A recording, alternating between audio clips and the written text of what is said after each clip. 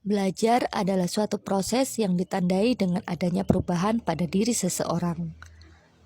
Perubahan sebagai hasil proses belajar dapat ditunjukkan dalam berbagai bentuk seperti perubahan pengetahuannya, pemahamannya, sikap dan tingkah lakunya, keterampilannya, kecakapan dan kemampuannya, daya reaksinya, daya penerimaannya, dan lain-lain aspek yang ada pada individu.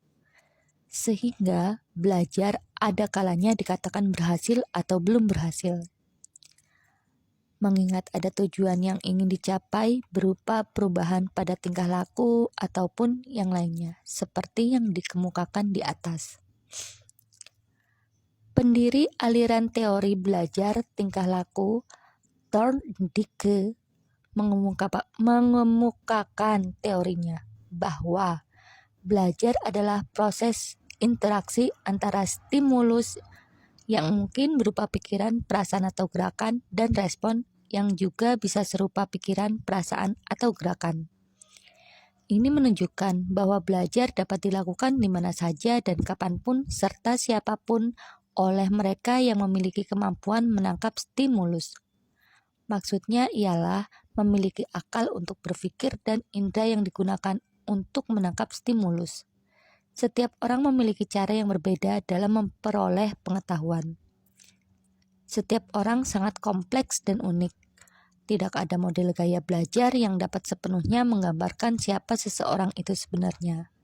Setiap orang tidak hanya memiliki satu gaya belajar, namun ada gaya belajar yang dominan dalam diri seseorang tersebut. Banyak dari kita menerima informasi dengan cara yang berbeda. Oleh karenanya, gaya belajar kita sangat bermacam-macam. Kita mungkin mencoba berkomunikasi dengan orang lain dalam dua bahasa. Belajar merupakan aktivitas yang dilakukan seseorang atau peserta didik secara pribadi dan sepihak.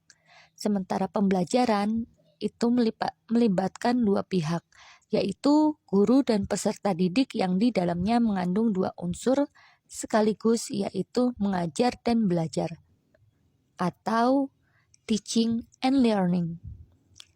Jadi, pembelajaran telah mencakup belajar. Istilah pembelajaran merupakan perubahan istilah yang sebelumnya dikenal dengan istilah proses belajar mengajar. Pembelajaran merupakan terjemahan dari kata instruction yang dalam bahasa Yunani disebut instructus atau intruri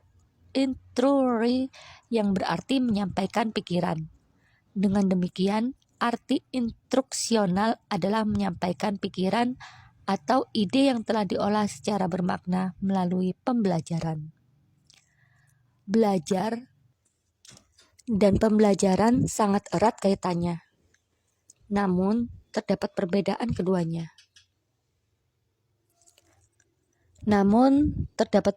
keduanya. Intinya, belajar dan pembelajaran selalu dibutuhkan oleh setiap individu untuk mengembangkan dirinya. Tanpa belajar, manusia tentu tidak akan bisa mengembangkan apa yang kita sebut sebagai disiplin ilmu yang berguna untuk kehidupan di masa mendatang. Jadi, jangan bosan untuk terus belajar dan mempelajari hal-hal baru yang nantinya akan menjadi kesuksesanmu di masa depan. Oke Sobat Skater, sampai di sini dulu podcast dari saya. Salah kata harus dimaafkan karena saya hanya manusia biasa yang gak luput dari salah dan lupa. Bye.